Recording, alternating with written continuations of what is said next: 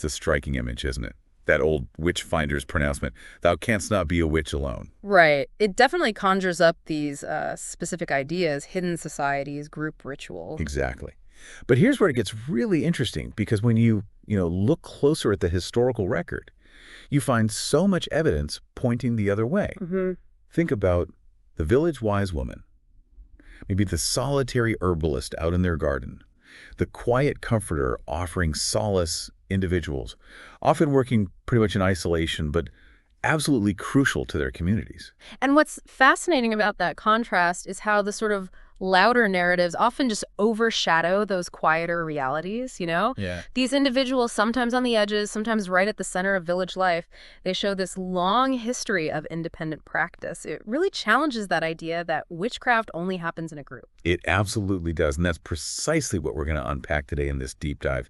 We're turning our attention to a book called A Witch Alone. Our mission really is to delve into this whole concept of solitary witchcraft and paganism as it's presented in its pages. And understanding the book itself gives us some valuable context here. A Witch Alone. It's dedicated to the historian Ronald Hutton. Ah, okay. His work's been pivotal, hasn't it? Hugely.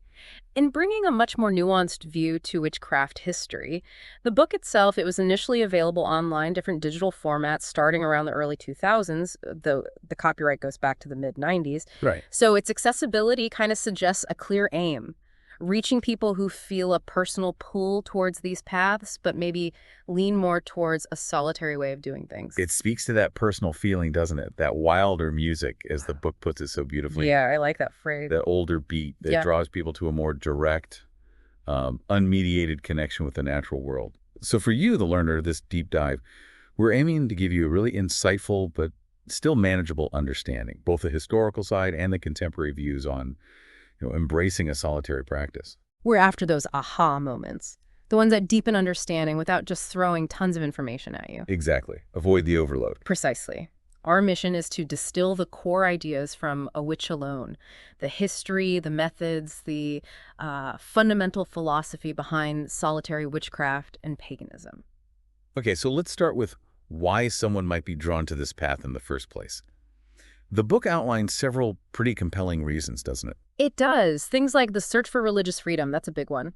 Or maybe a personal desire to explore magical abilities. Right, where that deep, deep yearning to reconnect with the earth and healing, too, on different levels. Indeed. And it draws a really crucial distinction. While the fellowship and shared rituals of a coven, that holds appeal for many. Sure. There's this other, maybe more deeply rooted call towards solitary engagement. The book's imagery, that wilder music playing to an older beat, it really captures that individual pull towards nature, doesn't it? That desire for direct experience under the stars. That imagery is so powerful. And the book is very clear. It's speaking directly to those who, for whatever reason modern life demands, personal preference, maybe just where they live, they can't, or simply don't want to join a coven. Which brings us right back to challenging that opening quote, doesn't it? Yeah. The book firmly says history offers a different story.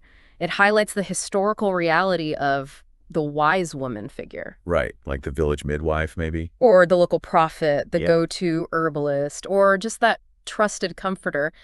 These were often individuals working independently, but holding significant knowledge, real influence in their communities. It makes you think about the dynamics, doesn't it? Yeah. How do these solitary figures fit in? And yes, some definitely face persecution, absolutely. For sure. But the book suggests many just lived within their communities, their knowledge, often a closely guarded thing, passed down in families, maybe. It argues this wisdom wasn't really lost, but just kind of hidden in plain sight, woven into the fabric of country life. Exactly. The book encourages us to look for the echoes of these traditions in the landscape itself, in Yeah. the woods, the hills, the river valleys. It suggests that for these solitary folks, their worship is joy and their rituals are freedom of the spirit. It really emphasizes a personal, harmonious relationship with nature, leading to this sense of inner peace. It sounds like a profoundly personal path. Yeah. Very intuitive. The book really stresses it's not some dogma to be forced on anyone. No. It's more an internal upwelling of feeling of belonging to the Earth Mother and her consort, the Lord of the Wild. Yeah.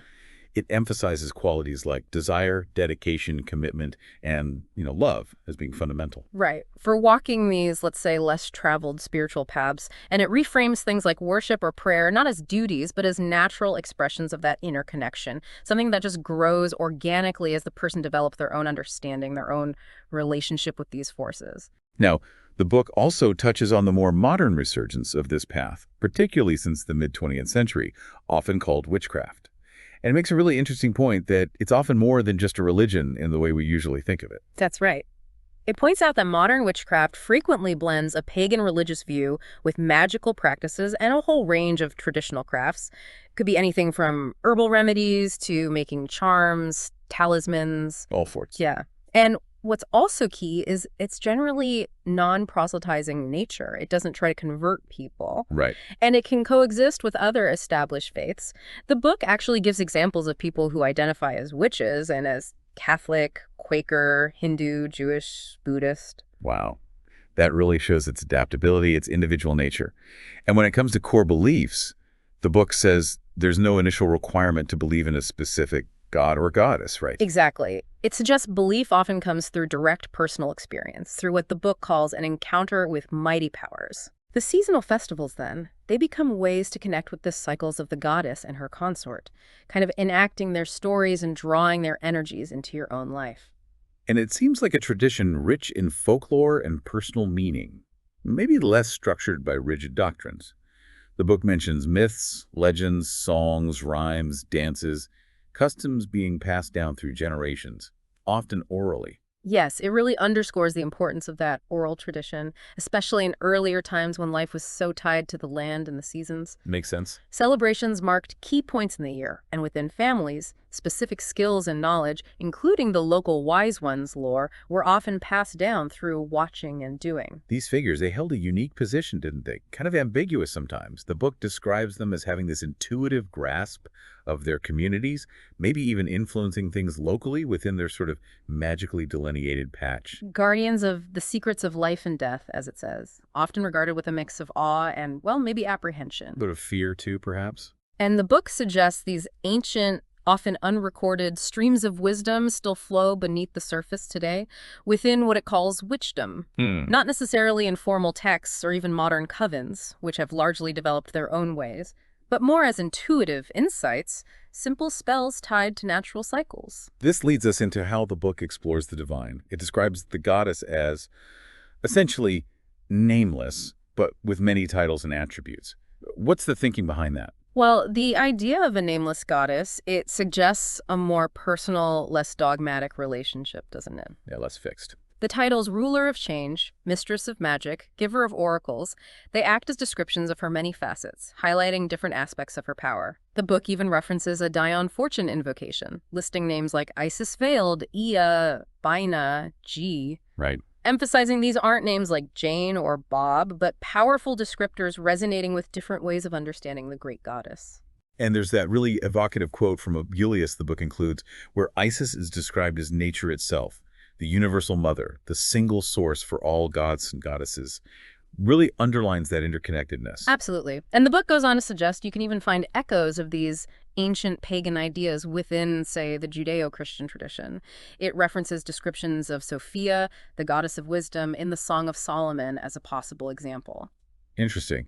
Now, the god of the witches is similarly presented in many forms, often symbolized by the sun's power and frequently shown with horns or antlers. Yeah. Figures like Hern, Cernunnos, Pan come to mind. What's the significance there? Well, those symbols, they really speak to the god's connection to the wild, untamed ports of nature, to fertility and the whole cycle of life and death. Okay. The book explains that recurring story of the god's journey born in winter, peaks in summer, then offers himself at harvest, mirroring the natural world cycle. This theme, the dying and reborn god alongside the ever-present changing goddess, that's a cornerstone of many pagan ways. And both the god and goddess are described as immanent, meaning like present right here in the world around us. Exactly. Directly accessible for prayer, guidance, healing even. It's a very intimate, personal relationship the book emphasizes. Right. And the idea of multiple deities can be seen as different facets or expressions of a greater underlying creative force, a source of what the book calls illumination, or unity with all creation. Hmm. It even includes that wonderful passage from The Wind in the Willows, Piper at the Gates of Dawn, as a powerful invocation, a symbol for meditating on this deeper reality. Plus references to Pan in writers like Crowley, Valiante, Fortune. So the key ideas about these mighty ones seem to be they have many natures, they're present in the world, there's this unifying creative spirit, and quite significantly for many, a belief in reincarnation. That's right. The book touches on the idea that each living thing has this enduring spirit that learns and grows over many lifetimes, many incarnations. Which naturally brings us to ethics. What are the core principles for solitary practitioners according to A Witch Alone? Well, love, honor, respect for yourself, others, the natural world, those are presented as absolutely paramount. Plus, a strong emphasis on personal responsibility for your actions. Okay. The book even advises caution about offering healing without being asked, recognizing it might interfere with someone else's life path, their lessons. Right, that makes sense. It also touches on karmic rebalancing, suggesting challenges like illness can sometimes be understood in a bigger picture of cause and effect. And it brings up that fascinating historical role of soul friends in Celtic tradition, these wise, impartial figures giving guidance. Yeah. It sparks an interesting thought, doesn't it? Could modern solitary practitioners maybe cultivate a similar role, offering mindful listening, gentle counsel? It really does. In our hyper-connected but often isolating world, having a trusted, impartial confidant seems more valuable than ever. Absolutely. So, for someone feeling drawn to this solitary path, where does A Witch Alone suggest they start? What are some practical first steps? The book introduces the core practice of creating a book of illumination, basically a personal journal, Okay. a place for dreams, insights, wishes, discoveries, spells, divination results, everything. It suggests starting this after a new moon, using a decent-sized notebook, maybe a clip file too, and personalizing the cover, keeping it somewhere private and meaningful. Sounds like creating a very personal, sacred space for your own exploration. And then there's the magical circle concept, which might seem a bit intimidating at first. The book really demystifies it, actually. It describes it less as a rigid thing and more like a focused space. A spaceship, it playfully calls it, for traveling to other states of consciousness, connecting with different energies. A spaceship, I like that. It emphasizes its qualities: protection, calm, healing support, enhancing inner vitality. It can be as small as a personal meditation spot or as big as an ancient stone circle. And the book offers a really accessible way to create a simple indoor circle, just using everyday things representing the elements. Yeah, exactly. Earth, maybe some soil, water just from the tap, fire a candle, air something scented like incense or an essential oil. Very straightforward. Okay. Then it outlines a basic practice. Arrange the symbols, mindfully walk the circle's edge, sit quietly inside to sense the energy, and then consciously dissolve it with thanks. The main thing is cultivating respect for the elements as parts of the universe and, reflections of your own inner self. Now, the book also really emphasizes connecting with the past and with nature. It talks about these significant markers of memory. What are those exactly? They're described as quiet, maybe overlooked spots in nature under an old hawthorn maybe, or a big beech tree. Places where you can enter a receptive state, almost dreamlike, and sense echoes of ancient wisdom. Interesting. The book stresses rediscovering traditional skills and actively creating new experiences that resonate with witchcraft practices. And it suggests actively looking for resources, books on old country life, seasonal festivals, ancient religions, local folklore, sacred sites, and jotting down anything that resonates in that book of illumination. Right. When it comes to tools, the book discusses the traditional witch's staff, often ash or hazel, maybe with a forked end. It highlights its practical use as a walking stick, but also its symbolic potential as an energy conduit. Suggests decorating it seasonally with flowers, leaves, things like that, and then respectfully returning them to the earth afterwards. It also touches on other tools, like knives, but seems very grounded, practical about them. Very much so. Emphasizes utility over just complex symbolism. A working knife should be sharp and useful, More elaborate ceremonial tools might be less crucial for a beginner working alone. Okay. Now, a key part of many magical traditions is developing inner vision. How does A Witch Alone guide someone in cultivating this? It explains that magic really is about intentionally shifting your consciousness. Entering an altered state of awareness is key for working with subtle energies. Right. So practices like meditation, focused visualization, sustained concentration, these are presented as fundamental, powerful tools to get there. And this altered state lets you access what the book calls the other world. What's meant by that here? It's described as a non-ordinary realm you can access through focused intention within that flying magical circle we mentioned. Yeah. A space where you can explore beyond ordinary time and space, connect with deeper currents of nature, your own inner landscape. The book stresses it's deeply personal and develops with consistent practice. It sounds a bit like getting really immersed, like in a good book or film. Yeah. Needs focused imagination, sensitivity to atmosphere. Exactly. And the book provides a specific guided exercise, The Journey to the Greenwood, as a starting point for this inner exploration. Right. It encourages you to go on this inner journey, pay attention to senses, emotions, insights, and then, importantly, suggests finding real-world places in nature that resonate with these inner visions, kind of bridging the inner and outer worlds. There's a really interesting bit the book mentions, this idea of the magical paradox of making it all up. Can you unpack that? Sure. Essentially, it's the idea that the act of focused imagination, vividly creating a sensory experience in your mind, can be just as powerful as external reality in shaping your perception and influencing subtle energies. Okay, so imagination is a tool. A key tool. Recognizing the power of your inner world. Understanding that imagining with intention can lead to real changes in awareness and connection to the unseen. Ultimately, the book suggests the line between real and imagine gets less important as you develop your inner senses. The book also briefly mentions elementals. What are they understood as in this context? They're described as the inherent energies or intelligences linked to the four classical elements: earth, water, fire, air. The book notes their specific appearance is often shaped by our own imagination and cultural background. And then there's exploring sacred sites. It's not just about the big famous ones, is it? Not at all. I mean, Stonehenge is obviously significant, but the book stresses that sacredness can be found in many less obvious places. It points to thousands of simpler ancient constructions across Britain, Europe, the Med. It specifically mentions the temples to the Earth Mother in Malta and Gozo as powerful examples of ancient reverence for the land. And it encourages you to look for hidden sacred sites locally by reconsidering customs, foods, fairs, even place names linked to water or nature. Exactly. It's about reawakening that sense of the sacred in the familiar landscape around you, learning to see the layers of history and spiritual meaning that might be embedded in seemingly ordinary places. The book also dives into recognizing pagan survivals in modern culture. The Green Man is a great example, isn't he? Absolutely. The green man, that face covered in leaves, is presented as a widespread symbol of the witch's god, the lord of growing things. Think Jack in the Green, Robin Goodfellow, Robin Hood. Oh, okay. The book gives examples of him still showing up in country customs like the Abbott's Bromley Horn Dance or as part of the May Queens group. Shows how these ancient archetypes hang on in our culture. It's amazing how those threads persist.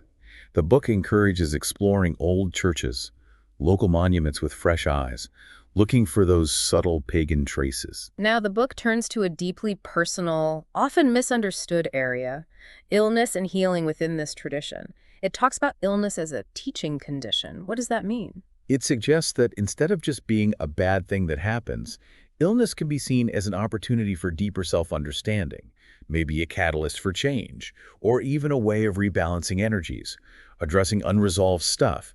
It even touches on karma playing a role in health challenges. And it strongly pushes for a holistic approach, right? Considering mind, body, spirit together, not just treating symptoms. Exactly. Which resonates with many alternative therapies, homeopathy, herbalism, aromatherapy, which the book mentions as potentially complementary. It also acknowledges things like environmental pollution affecting our health, maybe differently than for our ancestors. And it highlights how traditional village healers, the wise woman, often address both physical and subtle energetic aspects of illness. The book wisely advises discretion about sharing healing knowledge and always suggests getting proper medical advice for serious issues. Of course. But it also offers practical self-care tips, like aligning healing work with moon phases, developing intuition to find root causes of imbalance. It suggests learning basic skills like taking your pulse, making simple herb teas, exploring aromatic oils and incenses for therapy. It even recommends a simple muscle relaxation technique for yourself or helping others with tension. And for those more advanced, it talks about using relaxation within a magical circle, maybe creating healing talismans. It emphasizes that healing and magic are deeply linked, with nature as a constant teacher of therapeutic wisdom. It's interesting how it distinguishes between physical illness and more spiritual or emotional distress, recognizing the traditional village witch's role in addressing both. And it offers a comforting view of death as a transition, a journey guided by the goddess. Now, to deepen this connection, access these subtle realms, the book discusses reawakening psychic skills. It contrasts old ways of learning watching, doing with our modern habit of just consuming information passively. Right. It encourages us to revisit those intuitive flashes we might have had as kids and dismissed, approach them with curiosity, playfulness. And it stresses carving out time for yourself, guilt-free, to let that inner wisdom surface. It explores scrying or farsight, using things like water or a dark mirror. It gives a balanced view on crystals, cautioning against practices linked to unsustainable mining or underestimating their power. Instead, it suggests focusing on mental clarity and respecting ancient sites through mindful presence, and it introduces practical things like pendulum dowsing for yes-no answers, and the more involved art of rod dowsing for finding energy lines or resources. It also touches on traditional divination methods, used by wise ones reading natural patterns, omens, and suggests creating a personal divination set using small, meaningful objects. The book then includes a section on tree lore, exploring the magical properties and symbols of specific trees: apple, sycamore, hawthorn, willow, linking each to aspects of the goddess and god and their energies.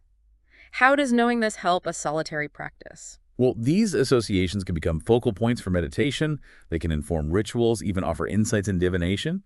For example, hawthorn's protective quality might be used in safety spells, while willow's link to the goddess could deepen meditations on intuition. Okay.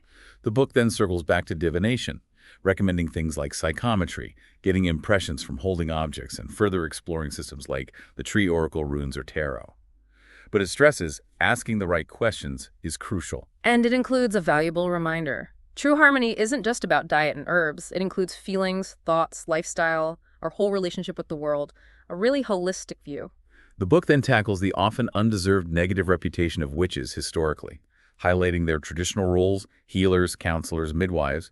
Right, it suggests fear of their knowledge, especially about herbs, plus maybe envy from the church, really fueled persecution. It makes the point that traditional herbalism often lacked the harsh side effects of modern drugs, but wisely cautions against self-experimenting without proper training. Definitely. Recommends safer ways, herbal teas, aromatherapy, and learning to confidently identify plants. The book delves into practical ways to work with plant energies, how herbal teas can help physically and psychically, using resins and culinary herbs and incenses for relaxation or psychic awareness.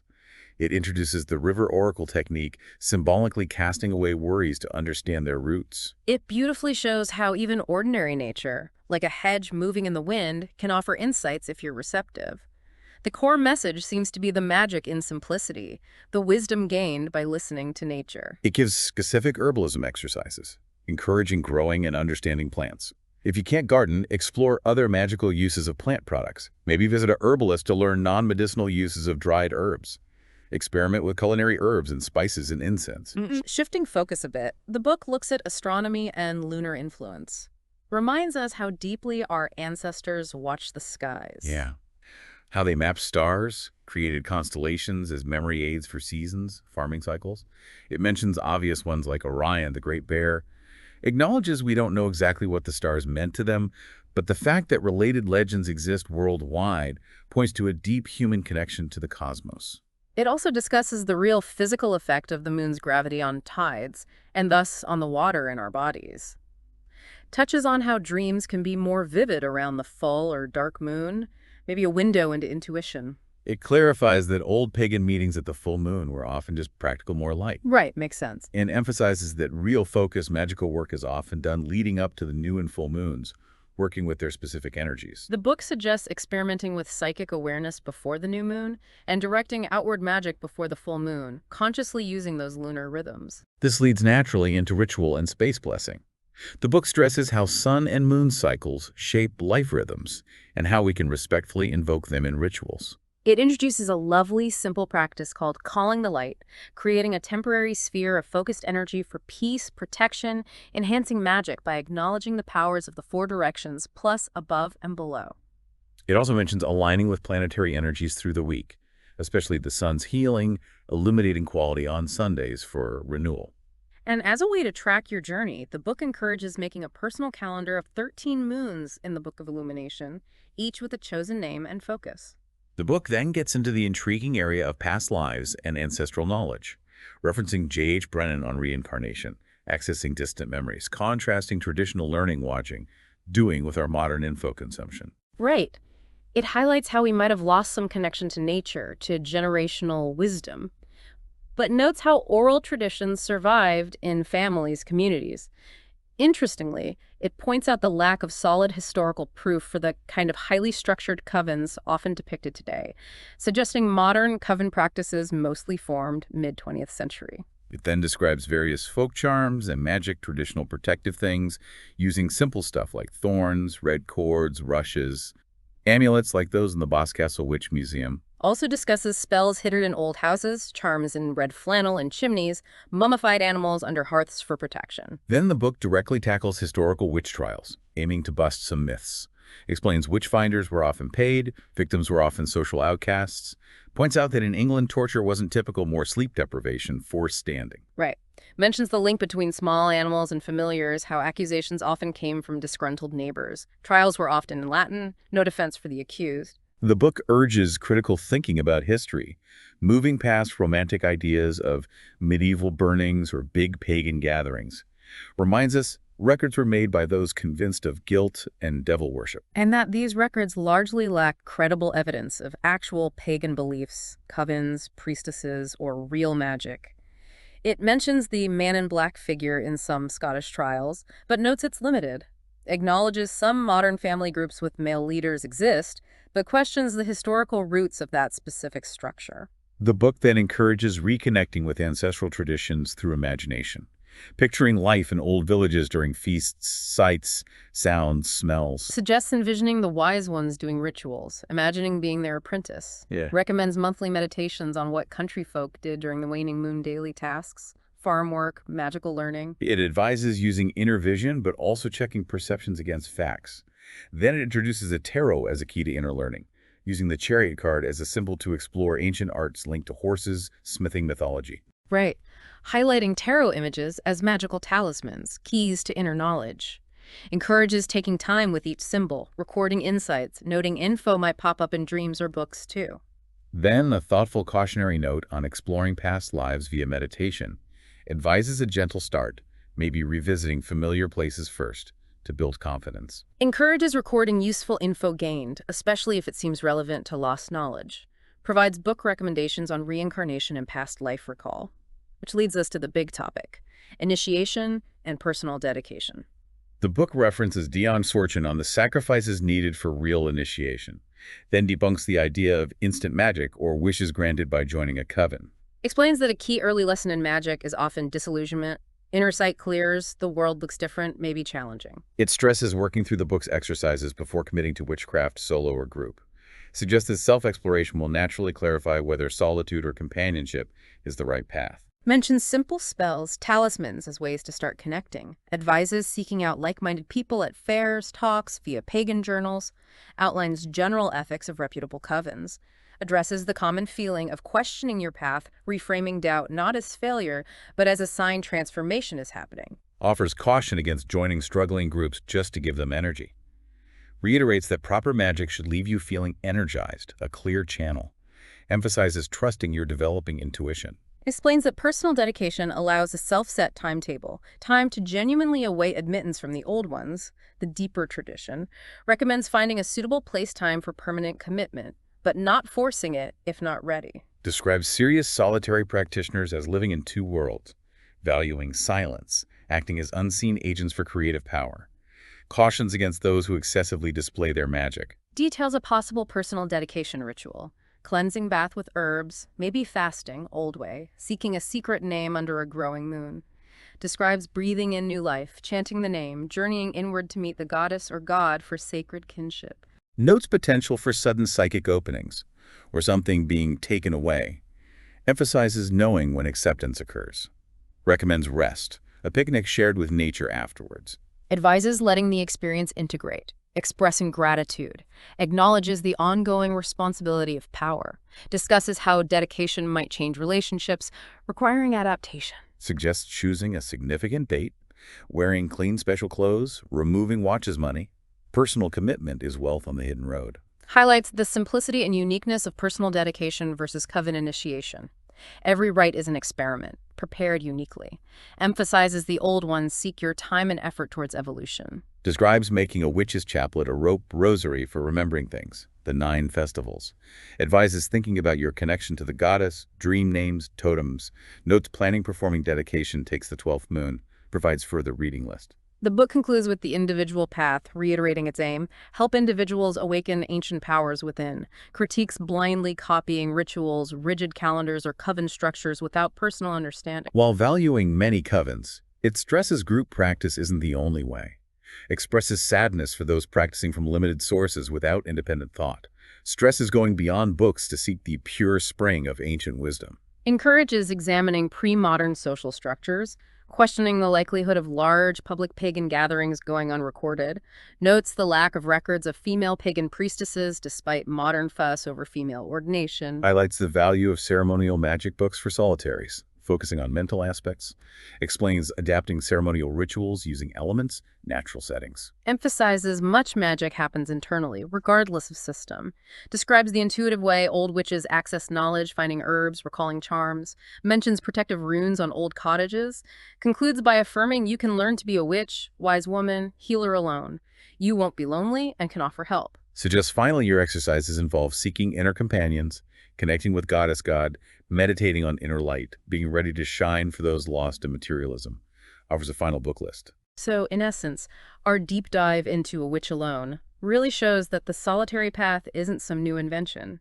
It's a deeply rooted tradition with a long, compelling history. Absolutely. The book powerfully underlines the validity, the potential of a personal spiritual journey, emphasizing that a deep connection with nature and commitment to inner work can unlock ancient wisdom inside each of us. It encourages you, the learner, to reflect on your own relationship with nature, to explore the rich landscape of your inner world, and, listen closely for any wilder music that might be resonating within you. And if this has sparked your curiosity, we definitely recommend looking into some of the books mentioned, or maybe even starting a journey to uncover local folklore, any surviving pagan traditions in your own area.